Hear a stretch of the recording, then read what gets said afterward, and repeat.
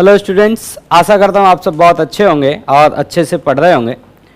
पिछली क्लास में हमने न्यूटन्स लॉ के इक्विलिब्रियम के क्वेश्चंस के बारे में बातें की थी।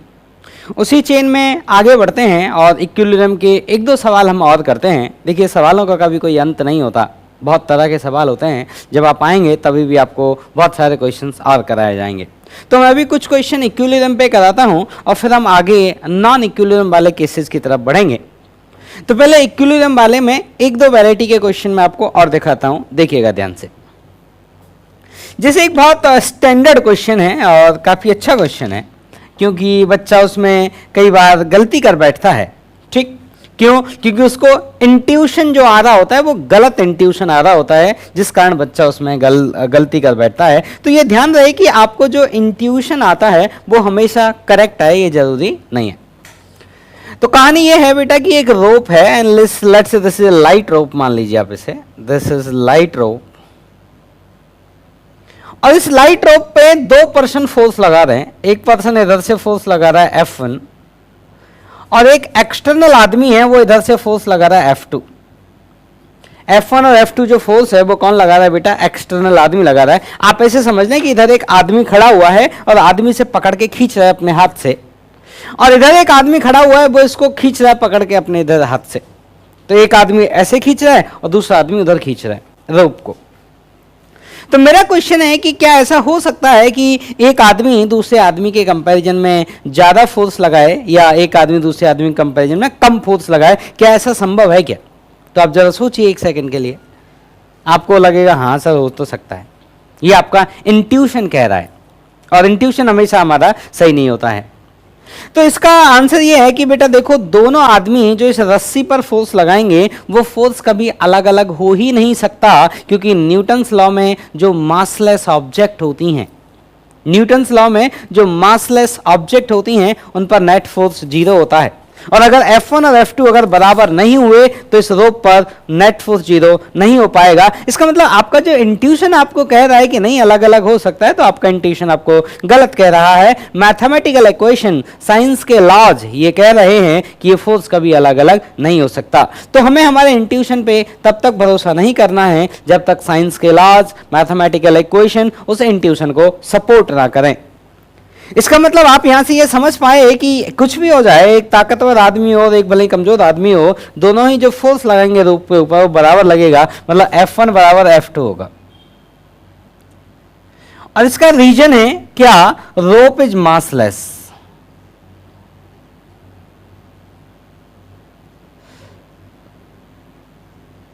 रोप इज मासलेस इसका रीजन है। F1 F2 अलग अलग हो ही नहीं सकते, क्योंकि नेट फोर्स 0 होने के लिए F1 F2 को बराबर होना ही पड़ेगा। तो चलिए मान लेते हैं कि F1 F2 बराबर है। अब इसमें एक क्वेश्चन और होता है फर्दर, कि मान लीजिए आदमी ने इधर से फोर्स लगाया F, और आप ये जान चुके हैं कि इसके ऊपर नेट फोर्स 0 होने के लिए इधर वाले आदमी ने जो फोर्स लगाया है वो भी F ही लगाया होगा, वो फोर्स F से अलग नहीं हो सकता। ये हमने ऊपर से कंक्लूड कर लिया। तो रोप पे एक आदमी ने F मतलब मान लीजिए लेट्स से 20 न्यूटन, तो ये भी कितना होगा? 20 न्यूटन, क्योंकि नेट फोर्स क्या आना है? 0। अब मेरा क्वेश्चन यह है कि इस रोप के अंदर टेंशन क्या होगा? टेंशन इन रोप। मेरा क्वेश्चन है कि इस रोप के अंदर टेंशन फोर्स की वैल्यू क्या होगी? ठीक है, आप सभी लोग एक बार सोचें और इसका आंसर करने की कोशिश करें कि इस रोप के अंदर टेंशन क्या होगा। मैं आपको दो ऑप्शन देता हूं, F होगा या 2F होगा या 0 होगा। 3 ऑप्शन, F, 2F और 0। और पेपर में बनाना होगा तो एक नन ऑफ दीज बना देंगे। तो F, 2F, 0 और नन ऑफ दीज, बताइए। इसमें देखो मेजॉरिटी का, अगर जैसे आप लोग क्लास में होते तो मैं आपको इस बात को प्रूफ करता कि मेजॉरिटी पब्लिक का आंसर 2F आता है। मैं काउंटिंग करते ना 2F वालों की, मेजॉरिटी पब्लिक का आंसर 2F होता है। कुछ लोग 0 वाले भी होते हैं और कुछ लोग F वाले भी होते हैं, ठीक है, लेकिन मेजॉरिटी पब्लिक को 2F लगता है, जो कि गलत आंसर है। इसका सही आंसर है F। कैसे? देखो समझाता हूं। आप क्या करो बेटा, आप रस्सी के इतने पोर्शन का FVD बना लीजिए। आप रस्सी के इतने पोर्शन का क्या करिए? फ्री बॉडी डायग्राम बनाइए। और जब आप रस्सी के इतने पोर्शन का फ्री बॉडी डायग्राम बनाएंगे तो ये वाला जो रस्सी का मॉलिक्यूल है वो आपके सिस्टम का हिस्सा है, लेकिन ये वाला जो रस्सी का मॉलिक्यूल है, ये वाला जो रस्सी का मॉलिक्यूल है वो आपके सिस्टम का हिस्सा नहीं है, और ये वाला रस्सी का मॉलिक्यूल आपके सिस्टम का हिस्सा है। इस रस्सी के मॉलिक्यूल पर ये वाला रस्सी का मॉलिक्यूल फोर्स लगाएगा या मॉलिक्यूल्स फोर्स लगाएंगे, इन वाले मॉलिक्यूल्स पर ये वाले मॉलिक्यूल्स फोर्स लगाएंगे, और जो इस रस्सी का टेंशन फोर्स कहलाएगा। ठीक, तो अगर मैं इतने पोर्शन का फ्री बॉडी डायग्राम बनाऊं, इतने पोर्शन का मैं फ्री बॉडी डायग्राम बनाऊं, तो यहां से एक्सटर्नल फोर्स लगता है F और यहां से टेंशन फोर्स लगता है T। यहां से टेंशन फोर्स कितना लग रहा है T, इस T का हमें मालूम नहीं है, ये T टेंशन है जो रस्सी के मॉलिक्यूल्स एक दूसरे पे आपस में लगा रहे हैं, वो एक दूसरे को पुल करते हैं। तो इन्होंने उसको पुल किया, मतलब इन्होंने अपनी तरफ फोर्स लगाया, दैट इज T।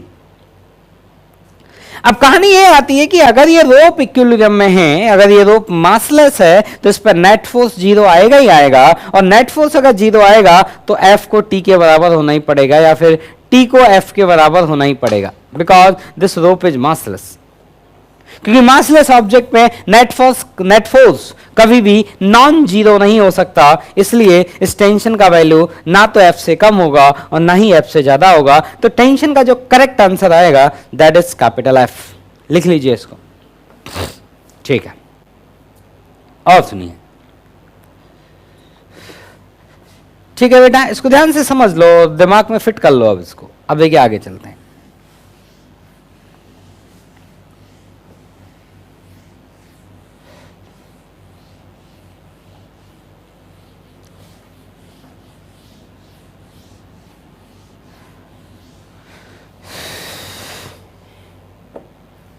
और सुनिएगा,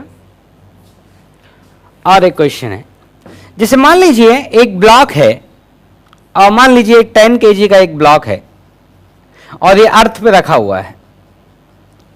ये कहां रखा हुआ है? अर्थ की सरफेस पे रखा हुआ है, और इस 10 kg के ब्लॉक पे हमने ऊपर फोर्स लगाना स्टार्ट किया F, और इस F की जो वैल्यू है वो समय के साथ बदलती है। F का वैल्यू है 2T न्यूटन, और जहां पे T का जो वैल्यू है उसे सेकंड में पुट करना है। T को किस में पुट करना है? सेकंड में पुट करना है। और T इक्वल टू 0 पे हमने फोर्स लगाना स्टार्ट किया।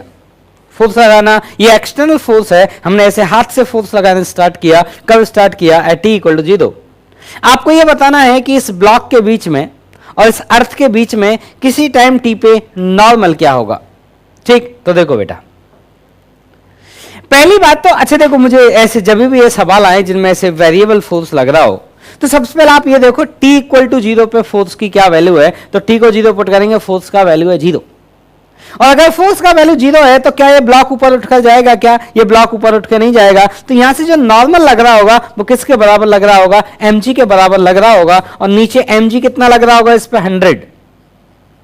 g की वैल्यू हम 10 यूज करते हैं हमेशा, और यहां से लग रहा है नॉर्मल n। तो at T equal to 0, at T equal to 0, जैसे आपके सामने क्वेश्चन आएगा तो आप ऐसे वैल्यू पुट करके एनालाइज करें, तब आपको कुछ समझेगा। क्या समझेगा मैं बताता हूं।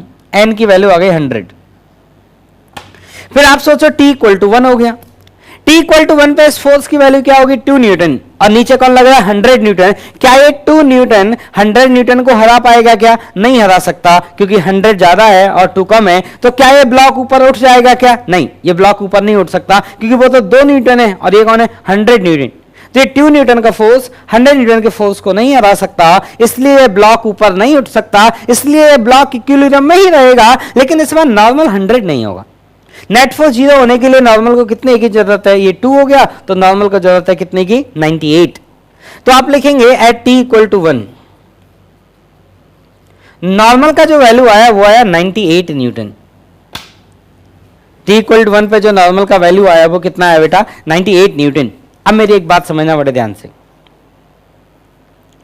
अब आपको ये समझ में आना चाहिए कि जैसे जैसे समय बढ़ता जाएगा वैसे वैसे ये फोर्स बढ़ता जाएगा और वैसे वैसे ये नॉर्मल घटता जाएगा।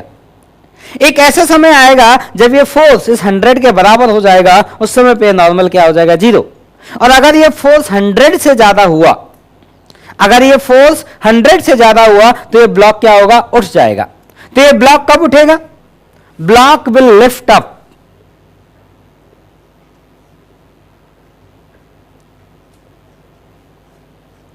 Block will lift up. Block कब उठेगा? ब्लॉक आपका तब उठेगा जब इस 2t का वैल्यू बड़ा हो जाएगा 100 से, चाहे 100 से वो चीटी सा ही ज्यादा हो, लेकिन ज्यादा होना चाहिए।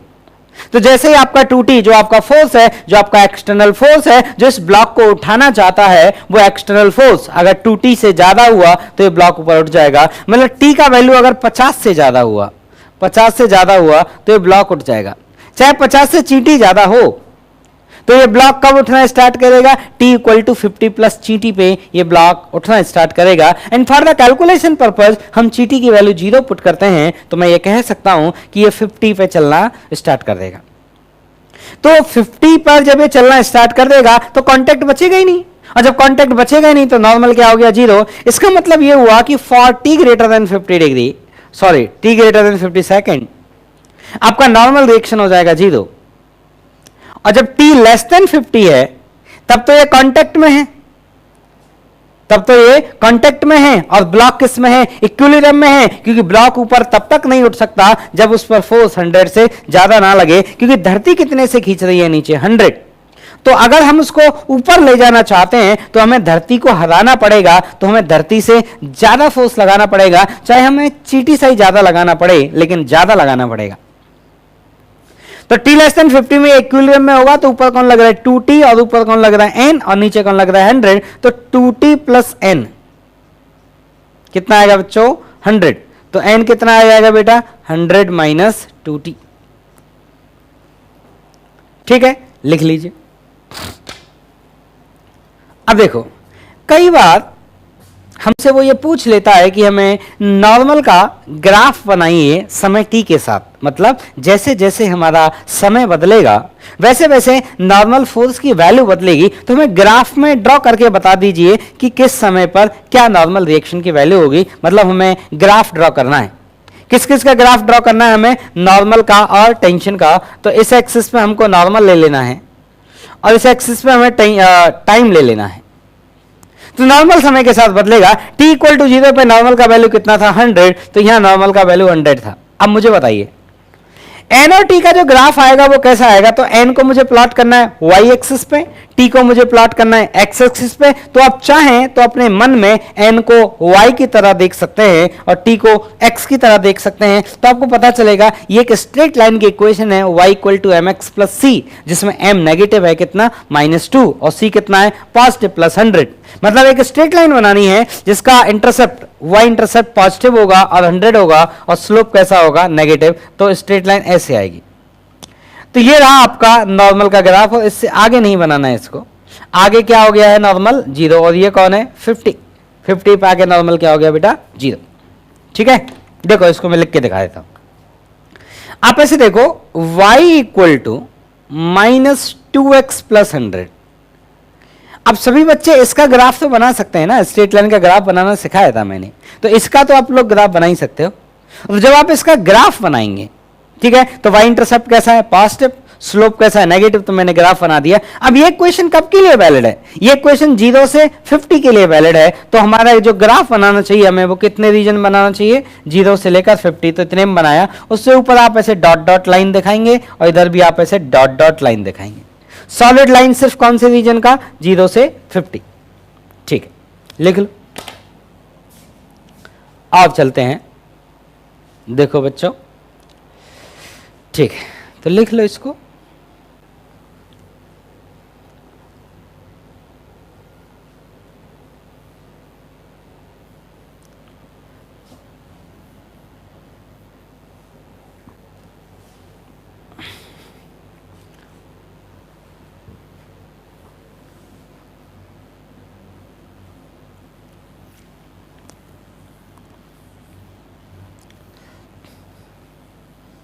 और देखो बेटा, एक क्वेश्चन और करते हैं फिर आगे चलेंगे। देखो, कई बार हमसे एक क्वेश्चन पूछा जाता है, वो क्वेश्चन आपको मैं समझाता हूं। मान लीजिए एक ये ट्रायंगुलर वेज है और ये फिक्स है। ये ट्रायंगुलर वेज है और ये फिक्स है, और ये एंगल मान लेते हैं थीटा है। इस थीटा का अपना वैल्यू हो जाएगा, मान लेते हैं 30 डिग्री। ठीक, और यहां पर एक रॉड की हेल्प से एक पुली लगाई जाती है। क्या लगाई जाती है? एक पुली लगाई जाती है। किसकी हेल्प से पुली लगाई जाती है? रॉड की हेल्प से एक पुली लगाई जाती है और पुली पे ऐसे रस्सी से इधर एक एम मास को लटकाया गया है और लेट्स से इस मास को हम बोल देते हैं 5 kg और इधर एक एम मास लटकाया गया है।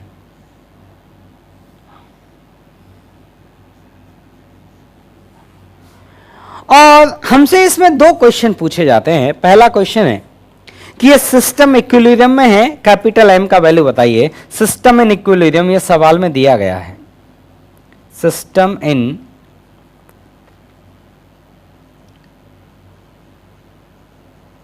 इक्विलिब्रियम मतलब सिस्टम इक्विलिब्रियम में है, तो इसमें पहला क्वेश्चन है कि एक तो कैपिटल एम बता दो और एक दूसरा क्वेश्चन जो है हमारा, एक तो क्वेश्चन है कैपिटल एम बता दो और जो दूसरा क्वेश्चन है वो ये है कि अब आप मेरी बात सुनना ध्यान से कि जो ये पुली है, पुली पर ये रॉड है, मैंने आपको रॉड पुली में एक हिंज फोर्स समझाया था और यहां बोल्ट लगा होता है। तो पुली के कांटेक्ट में कौन होता है? वो बोल्ट पुली के कांटेक्ट में होता है, वो बोल्ट पुली पर फोर्स लगाता है। और मैंने बोला था NX और NY मानना, ऐसा मैंने बताया था आपको, पिछले लेक्चर्स आपने देखे होंगे। तो NX और NY कंसीडर करना और उस NX और NY को हम बोल देते हैं हिंज फोर्स के कंपोनेंट। NX हिंज फोर्स का X कंपोनेंट और NY हिंज फोर्स का Y कंपोनेंट। और हिंज फोर्स किसी भी डायरेक्शन में लग सकता है अकॉर्डिंग टू रिक्वायरमेंट। तो मेरा दूसरा क्वेश्चन यही है कि find hinge force. Hinge force का मतलब है कि बोल्ट ने जिस बोल्ट पर यह पुली लगी हुई है, जिस बोल्ट पर यह पुली अटैच्ड है, उस बोल्ट ने पुली पर कितना फोर्स लगाया। बोल्ट पुली पे जो फोर्स लगाता है उसी को हम बोलते हैं हिंज फोर्स। तो मेरे दो क्वेश्चन है, कैपिटल एम क्या होगा और हिंज फोर्स क्या होगा, आप सॉल्व करें। तो देखो बेटा, एक बात तो आपको समझ आ रही है कि अगर यह सिस्टम इक्विलिब्रियम में है, अगर यह सिस्टम इक्विलिब्रियम में है तो इस रस्सी में टेंशन होगा 50 न्यूटन। अगर यह सिस्टम इक्विलिब्रियम में है तो इस रस्सी में जो टेंशन होगा वो कितना होगा बेटा? 50 न्यूटन। इसका मतलब इस वाले ब्लॉक पे इस डायरेक्शन में जो रस्सी टेंशन फोर्स लगा रही होगी वो लगा रही होगी 50 न्यूटन और इस डायरेक्शन पे इस पे जो mg का कंपोनेंट आ रहा होगा वो आएगा mg sin 30। इधर आएगा mg cos 30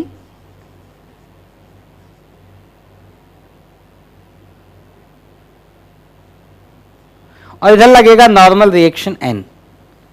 तो नॉर्मल रिएक्शन n जो होगा वो mg cos 30 के बराबर होगा और जो mg sin 30 होगा वो 50 के बराबर होगा। तो अगर आप इक्वेशन लिखेंगे कि mg sin 30 को बराबर होना पड़ेगा 50 के, तो यहां से m का जो वैल्यू आया वो आया 10 kg। मतलब जो कैपिटल M होगा उसकी वैल्यू होगी 10 kg। तो आपके फर्स्ट का आंसर आ गया। सेकंड क्वेश्चन का आंसर करके बताता हूं।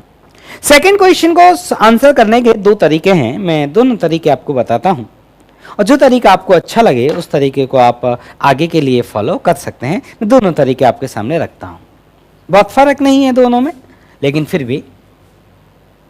तो यहां तक आप लिख लें जिससे कि मैं दूसरे तरीके की तरफ बढ़ूं। अब आप क्या करिए, इस पुली का फ्री बॉडी डायग्राम बनाइए, वो मुझे हटाना पड़ेगा, ठीक है? ओके, देखो बेटा, अब आप क्या करिए, पुली का फ्री बॉडी डायग्राम बनाइए। जब आप पुली का फ्री बॉडी डायग्राम बनाएंगे तो इधर टेंशन फोर्स लगेगा कैपिटल T और इधर टेंशन फोर्स लगेगा कैपिटल T, क्योंकि टेंशन की वैल्यू T और T कितना है 50, तो हम उसको 50 पुट कर देंगे। और ये जो एंगल होगा यहां से यहां तक, ये जो एंगल होगा ये एंगल होगा 60 डिग्री, बिकॉज ये वाली लाइन इसके पैरेलल है और ये वाली लाइन इसके पैरेलल है। तो यहां ये एंगल कितना है बच्चों? 60 डिग्री, तो वो एंगल भी कितना होगा? 60 डिग्री। और इस पर एक इधर लगेगा NX और एक इधर लगेगा NY। और मैंने ये भी बोला था आपको कि NX और NY अगर नेगेटिव आ जाए तो टेंशन मत लेना, इसका मतलब उसका डायरेक्शन अपोजिट है। सिर्फ हिंज फोर्स के लिए ऐसा बोला था मैंने आपको। अब जरा पुली पे हम कंपोनेंट करते हैं फोर्सेस के। तो देखो कौन कौन हॉरिजॉन्टल और वर्टिकल में है। ये टेंशन वर्टिकल है, ये NY वर्टिकल है, ये NX वर्टिकल है, लेकिन जो ये T है ना तो ये वर्टिकल है और ना ही ये हॉरिजॉन्टल है, तो हमें इस T के कंपोनेंट करने पड़ेंगे। तो जब बच्चों इस T के हम कंपोनेंट करेंगे तो इस डायरेक्शन में जो इस T का कंपोनेंट आएगा, इस डायरेक्शन में वो आएगा T cos 60 और इस डायरेक्शन में जो कंपोनेंट आएगा वो आएगा t sin 60। ठीक, क्योंकि पुली मासलेस है, क्योंकि पुली आइडियल है, इसलिए मासलेस है, नेट फोर्स 0 होना चाहिए। तो जितना वर्टिकली अपवर्ड पुली पर फोर्स लगेगा उतना ही वर्टिकली डाउनवर्ड पुली पर फोर्स लगेगा, जितना लेफ्ट में लगेगा उतना राइट में लगेगा। तो वर्टिकल में कौन लग रहा है, एन वाई, किसके बराबर आएगा, ये बराबर आएगा t cos 60 प्लस t के। और nx की बात करें तो nx किसके बराबर आएगा, t sin 60 के। जरा इसमें वैल्यू पुट की जाए तो ये आएगा आपका cos 60 है आपका, तो 1/2 बनेगा ये, तो ये आए 3t/2, और तो इसको लिख लेते हैं चलिए 3t/2। ये कितना आएगा, ये आएगा √3/2 ऑफ t। अब हमसे पूछा है नेट हिंज फोर्स, नेट का मतलब है √(nx² प्लस ny²। तो nx² प्लस ny² करेंगे तो कितना आएगा बेटा, आप t/2 को बाहर निकाल दीजिए इसमें से, और अंदर बचेगा 3² प्लस √3 का होल स्क्वायर। तो ये बनेगा कितना 9, और 9 3 कितना हो जाएगा 12, और 12 हो जाएगा तो 2 बाहर आ जाएगा, तो ये कितना आएगा t/2 इंटू 2√3। तो आंसर आया t इंटू √3। और t का वैल्यू हमने ऑलरेडी देख रखा है, t का वैल्यू कितना है 50 न्यूटन, तो आंसर आया 50√3 न्यूटन।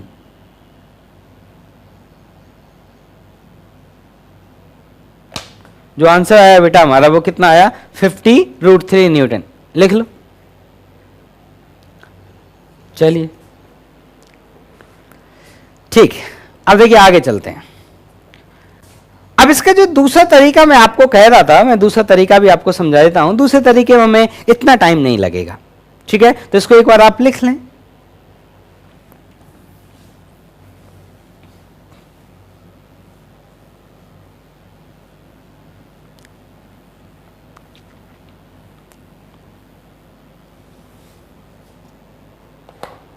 ठीक, अब सुनिए, दूसरा तरीका जो है वो ये है कि देखो, आप सबसे पहले आप सिर्फ पुली के फ्री बॉडी डायग्राम को ध्यान से देखिए। जब आप सिर्फ पुली के फ्री बॉडी डायग्राम को ध्यान से देखेंगे तो आपको पता चलेगा, एक तो टेंशन फोर्स इधर लग रहा है T, और एक टेंशन फोर्स इधर लग रहा है T। ये पुली के ऊपर टेंशन फोर्स लग रहा है, और एक लग रहा है NX और एक लग रहा है NY, और NX और NY का कुछ समेशन आएगा, वो N आएगा, मतलब उनका समेशन को हम N मान लेते हैं, NX और NY का समेशन। तो मैं ये कह रहा हूं कि इस पुली पे नेट फोर्स 0 होना चाहिए। तो आप लोग क्या करिए, पहले इन दोनों फोर्सेस को ऐड कर लीजिए। पहले आप इन दोनों फोर्सेस को ऐड कर लीजिए, इन दोनों फोर्सेस को। फोर्स एक वेक्टर क्वांटिटी है, वेक्टर एडिशन मैंने बताया था। और एक लाइन याद करिए, जब वेक्टर इक्वल मैग्नीट्यूड के होते हैं और उनके बीच में एंगल थीटा होता है तो उन वेक्टर का समेशन 2a cos θ/2 होता है। ये टेंशन और ये टेंशन, ये दो वेक्टर हैं, they have equal magnitude, angle between them is 60 degree. तो इनका जो रिजल्टेंट आएगा बच्चों, इस एंगल बाइसेक्टर के अलोंग आएगा, इनका रिजल्टेंट, इन दोनों का रिजल्टेंट इस एंगल बाइसेक्टर के अलोंग आएगा, और वो आएगा 2t cos 60/2। अब मैं कह रहा हूं कि जो हिंज फोर्स है और जो टेंशन फोर्स है, इन दोनों का टोटल किया जाएगा तो वो टोटल 0 आना चाहिए, क्योंकि पुली कैसी है, मासलेस। तो यहां से आपको यह समझ में आना चाहिए कि जो हिंज फोर्स है, इस पुली के ऊपर जो हिंज फोर्स है वो इस डायरेक्शन में आएगा। This is the N total, this is the total hinge force. ये कौन है, ये है total hinge force. Total hinge force, क्योंकि हिंज फोर्स का और टेंशन का जो समेशन है वो कितना आएगा बेटा, 0। अब मुझे बताइए, ये टोटल हिंज फोर्स जो है वो किसके बराबर होना चाहिए, टोटल टेंशन फोर्स के बराबर होना चाहिए, जिस कारण सभी का नेट क्या आ जाए, 0।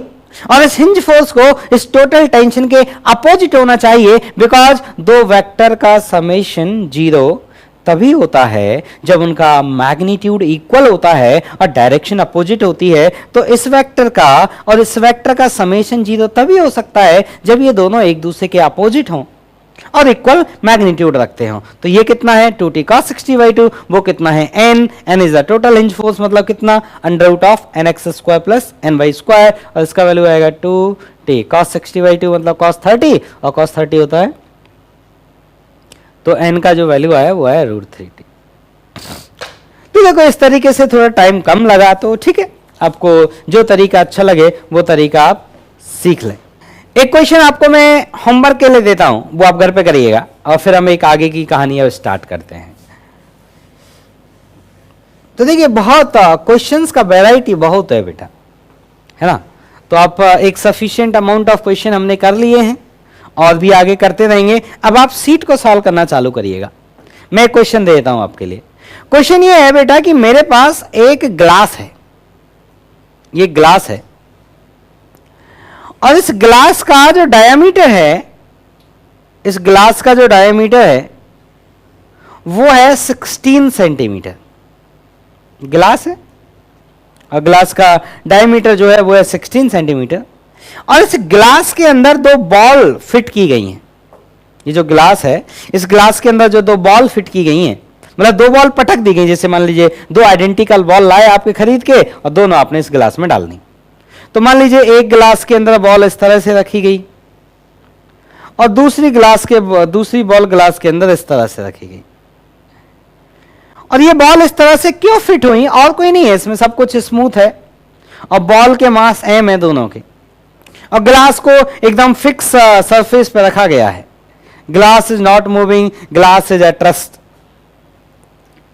और ये जो बॉल है, इन बॉल का जो रेडियस है, बॉल का जो रेडियस है बच्चों, वो रेडियस है 5 सेंटीमीटर। तो डायमीटर कितना हो जाएगा? 10 और 10 क्या हुआ? 20। इसलिए दोनों एक साइड में नहीं आ सकती, मतलब इसके बगल में ये नीचे नहीं आ सकती क्योंकि टोटल 20 चाहिए, लेकिन है कितना अपने पास? 16। अब क्वेश्चन ये आता है कि ये जो दोनों बॉल हैं और ये सिस्टम है, ये पूरा सिस्टम इक्विलिब्रियम में, कहीं भी कोई फ्रिक्शन नहीं है। There only normal forces and gravitation forces. आपको ये बताना है कि इन दोनों के बीच में जो नॉर्मल रिएक्शन लग रहा होगा उसकी वैल्यू क्या होगी, और जो दीवार नॉर्मल लगा रही होगी इस स्फीयर पे उसकी वैल्यू क्या होगी। एक चीज मैं आपको बता देता हूं, यहां से जो दीवार नॉर्मल लगाएगी और ये वाली जो दीवार नॉर्मल लगाएगी, ये दोनों नॉर्मल बराबर होंगे।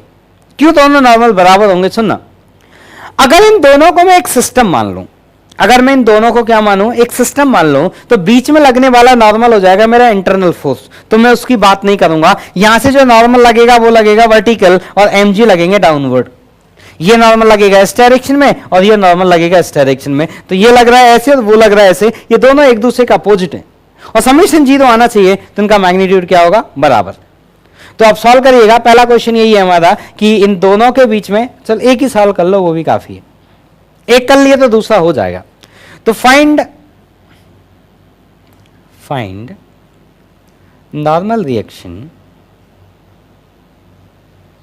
बिटवीन बॉल्स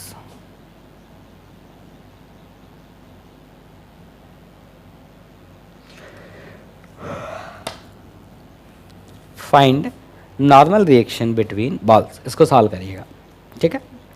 और जब आप लोग आ जाएंगे तब मैं इसको क्लास में डिस्कस कर दूंगा, तब तक आप ट्राई करें। अब इस सवाल में देखो मेन चीज़ क्या है। मेन चीज़ आपको बताता हूँ। मेन चीज़ है एंगल फाइंड करना, कि इन दोनों को, इस सेंटर को जो ज्वाइन करने वाली लाइन होगी उसका हॉरिजॉन्टल से एंगल क्या होगा। क्यों आपको उस एंगल की जरूरत पड़ेगी वो भी याद दिलाता हूँ, क्योंकि नॉर्मल लगेगा इस डायरेक्शन में, इस नॉर्मल का एक कंपोनेंट आएगा वर्टिकल और एक कंपोनेंट आएगा हॉरिजॉन्टल, और इस पे जो नॉर्मल का वर्टिकल कंपोनेंट आएगा वो उसके mg को बैलेंस करेगा। तो अगर आपको थीटा मिल जाएगा कि हॉरिजॉन्टल से एंगल कितना है, तो ये क्वेश्चन फिर हो जाएगा। तो इस क्वेश्चन में जो मेन मुद्दा है वो है एंगल ही आप कैलकुलेट कर पाए।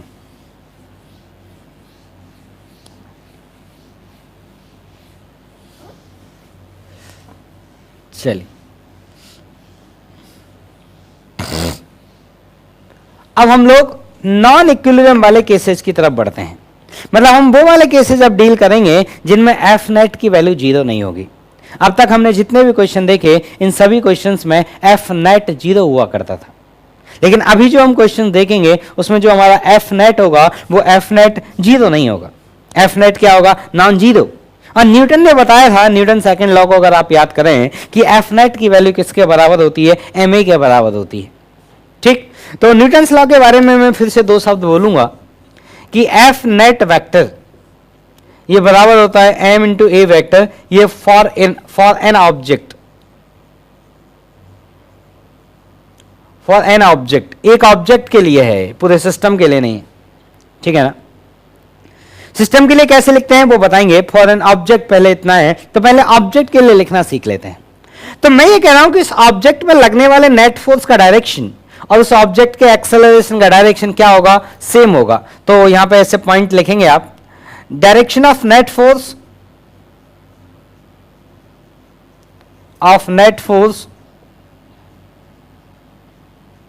will be along the direction of acceleration.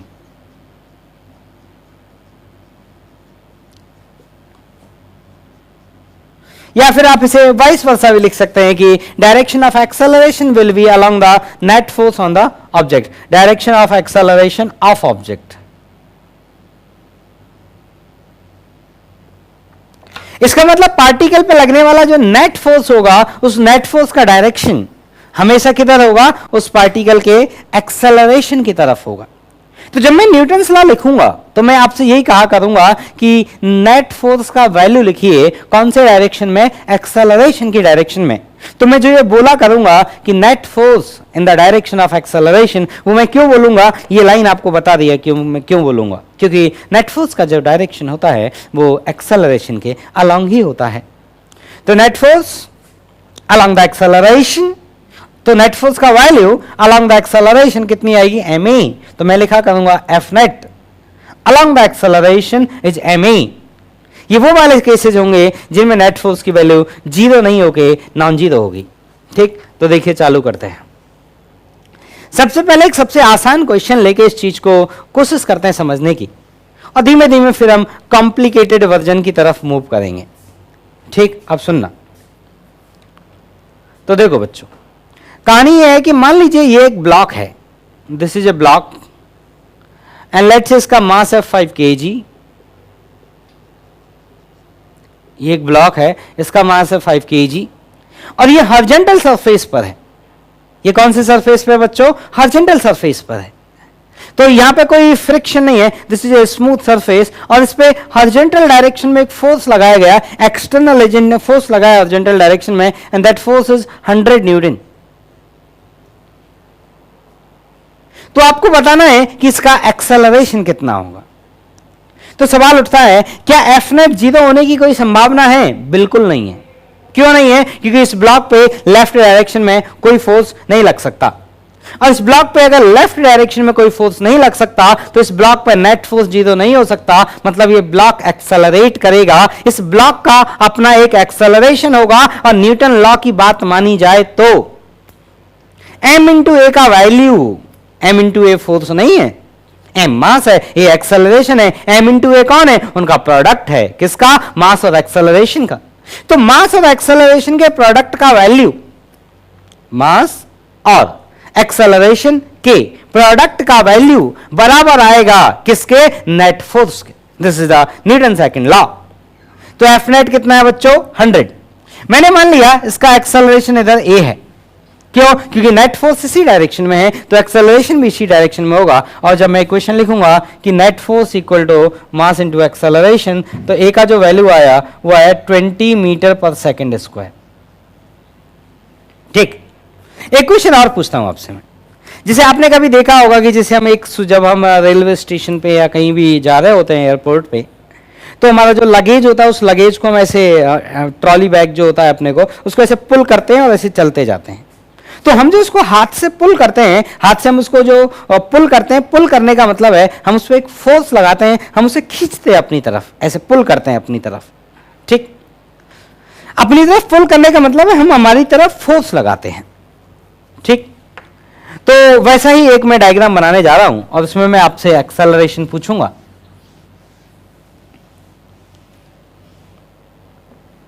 तो क्वेश्चन ये है बच्चों, अच्छा इसमें मैं अगर आपसे नॉर्मल की वैल्यू पूछता तो नॉर्मल की वैल्यू 50 न्यूटन आती। क्यों आती नॉर्मल की वैल्यू 50 न्यूटन? क्योंकि ऊपर लग रहा होता नॉर्मल रिएक्शन n और नीचे लग रहा होता 50। क्या वर्टिकल डायरेक्शन में इसका कोई एक्सेलरेशन है? नहीं, इसका वर्टिकल कोई भी एक्सेलरेशन नहीं है, सिर्फ हॉरिजॉन्टल एक्सेलरेशन है। इसका मतलब वर्टिकल एक्सेलरेशन इज जीरो, इसका मतलब वर्टिकल में नेट फोर्स जीरो, लेकिन हॉरिजॉन्टल एक्सेलरेशन नॉन जीरो, इसलिए हॉरिजॉन्टल में नेट फोर्स नॉन जीरो, और हॉरिजॉन्टल में नेट फोर्स कितना है? 100। इसलिए मैंने F net equal to M A कौन से डायरेक्शन लगाया? In horizontal direction, in horizontal direction. आप सुनना, अब इस वाले ब्लॉक की बात करते हैं, बड़े ध्यान से देखिएगा इसको। लेट्स से इसको भी हम 5 kg ही ले लेते हैं। ये एक 5 kg का ब्लॉक है और इसमें एक फोर्स लगाया गया इस डायरेक्शन में, and that force is let's say 50 Newton, और जिस एंगल पे वो फोर्स लगाया गया वो एंगल है 37 डिग्री। तो हॉरिजॉन्टल से 37 डिग्री पर एक फोर्स लगाया गया। तो आप सोचिए, जब हम ट्रॉली को खींचते हैं तो फोर्स ऐसे हॉरिजॉन्टल से किसी एंगल पर लगाते हैं और सारी सरफेसेज स्मूथ है। मेरा पहला क्वेश्चन है, इसमें दो क्वेश्चन मुझे पूछने हैं आपसे। एक तो है normal reaction, normal force on block. तो कौन लगाएगा नॉर्मल ब्लॉक पे? अर्थ लगाएगी, क्योंकि ब्लॉक अर्थ के साथ कांटेक्ट में है। ऑन ब्लॉक अप्लाइड बाई अर्थ।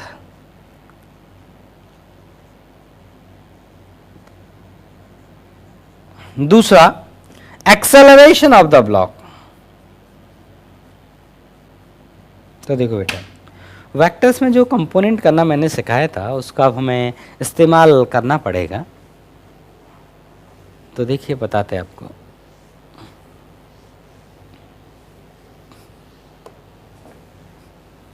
देखो बच्चों, कहानी यह है कि अगर हम इस फोर्स के कंपोनेंट करें तो इस फोर्स का एक हॉरिजॉन्टल कंपोनेंट आएगा, वो आएगा 50 cos 37, और एक वर्टिकल जो कंपोनेंट आएगा वो आएगा 50 sin 37। और एक इसमें नॉर्मल रिएक्शन लगेगा अपवर्ड डायरेक्शन में, और एक इसमें नीचे लगेगा mg, दैट इज 50। हम ये जानते हैं कि अच्छा इन सब का एक बार वैल्यू लिख लेना चाहिए। तो इसका वैल्यू आएगा 40 और इसका वैल्यू आएगा 30। इस ब्लॉक पे वर्टिकल डायरेक्शन में जो फोर्स लग रहा है वो है 30 न्यूटन। तो आप मुझे बताइए, क्या ये 30 न्यूटन का फोर्स इस 50 न्यूटन के फोर्स को कैंसिल आउट कर सकता है क्या? बिल्कुल नहीं कर सकता। क्या ये 30 न्यूटन का फोर्स इस 50 न्यूटन के फोर्स को हरा सकता है क्या? इसको नहीं हरा सकता। तो क्या ये ब्लॉक ऊपर उठ के जाएगा? बिल्कुल नहीं जाएगा। क्या ये ब्लॉक धरती के अंदर समा जाएगा? बिल्कुल नहीं समाएगा। तो ये ब्लॉक वर्टिकल डायरेक्शन में कोई मोशन नहीं करेगा। ये ब्लॉक सिर्फ हॉरिजॉन्टल डायरेक्शन में मोशन करेगा। हॉरिजॉन्टल डायरेक्शन में नेट फोर्स 0 नहीं हो सकता, क्योंकि हॉरिजॉन्टल में एक अकेला फोर्स 40 लग रहा है। हाँ, अगर पीछे कोई फोर्स लग रहा होता और वो 40 के बराबर होता तो ये हॉरिजॉन्टल में भी मोशन नहीं करता। लेकिन अभी हॉरिजॉन्टल में नेट फोर्स नॉन जीरो है, इसलिए ये ब्लॉक हॉरिजॉन्टल में मोशन करेगा, और वर्टिकल में नेट फोर्स 0 है। कैसे पता चला? क्योंकि वर्टिकल में ये मोशन कर ही नहीं सकता, ऊपर उड़ के जा नहीं सकता, धरती के अंदर फंसेगा नहीं। तो there is no motion in vertical direction, but that is moving in horizontal direction. So net acceleration in vertical direction is 0. So net force in vertical direction is 0 and net force in horizontal direction is me. तो vertical में अगर हम net force को 0 करें तो ऊपर लगने वाला कौन है? n, और ऊपर लगने वाला कौन है? 30, और नीचे लगने वाला कौन है? 50। तो n का वैल्यू आया 20 न्यूटन। तो जो नॉर्मल रिएक्शन का वैल्यू है वो किसके बराबर आएगा बच्चों? 20 न्यूटन। और हॉरिजॉन्टल डायरेक्शन में ये चल के जाएगा, क्योंकि horizontal net force non zero है। तो एक्सेलरेशन a अगर मैं मान लूं तो नेट फोर्स इज 40 और ये बराबर होगा मास इनटू एक्सेलरेशन। तो a का वैल्यू आएगा 8 मीटर पर सेकंड स्क्वायर। ठीक है, लिख लो इसको। हाँ तो बच्चों देखो, तो होपफुली ये सब आपको समझ में आया होगा और बहुत टफ चीजें नहीं है। अगर आप इनको सिस्टमेटिकली एनालाइज करें तो आपसे ये चीजें जरूर सॉल्व होंगी। ठीक है, तो इनको सॉल्व करिए। और जी की जो हमारा सीट जो आपको ग्रुप पे डाला गया था उस सीट को सॉल्व करना स्टार्ट करिए। एनएलएम एचसी वर्मा से सॉल्व करना स्टार्ट करिए और डीसी पांडे की बुक से भी दो चार क्वेश्चन सॉल्व करना स्टार्ट करिए। दो चार स्टार्ट करिए धीमे धीमे, क्योंकि जब आप यहां पर आएंगे तब मैं आपको एकदम फुल स्पीड में दौड़ाऊंगा, तब आपको बहुत सारा होमवर्क दिया जाएगा। तो उसकी अभी से आदत डालो करने की। ठीक है, तो चलिए बेटा मिलते हैं आपसे नेक्स्ट।